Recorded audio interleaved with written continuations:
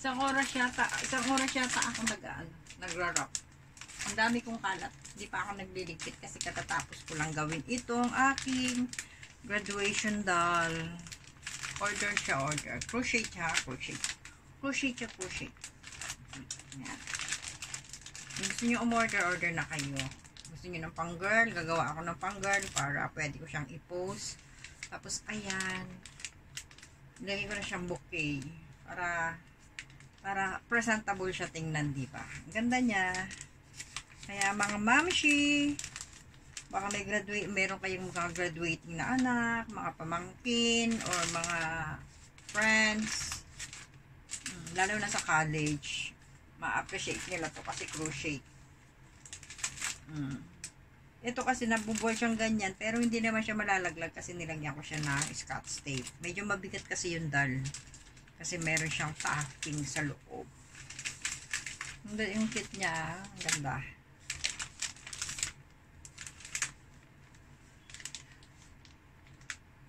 Kapareho kami nakablak.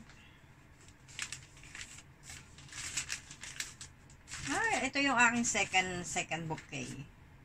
Nakakaisip ako ng mga ideas na pambalot. Paano siya mag-wrap. Yan. Okay na, pwede na. Maganda. Thank you. Bye-bye guys. Please subscribe my YouTube channel. Maliit lang yung aking channel pero okay lang. Subscribe nyo lang ako guys. Thank you. Ang mga ina-upload ko po yung aking mga gala, aking day off, ang aking crochet. At syempre, minsan yung aking mga niluluto. Ang ganda ng ribbon niya.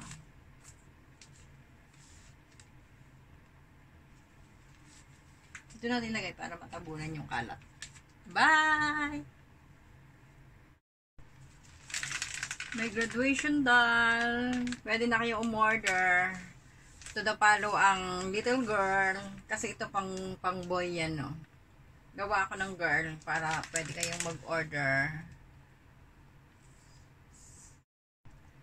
Hello mga mamshi. Baka meron kayong graduating na anak. Pwede na kayong umorder. Crochet graduation doll.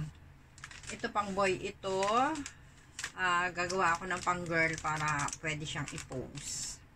Nakabalot siya sa plastic para hindi siya madumihan. And of course, may tulip. Kulay blue siya kasi pang girl, pang boy nga, di ba?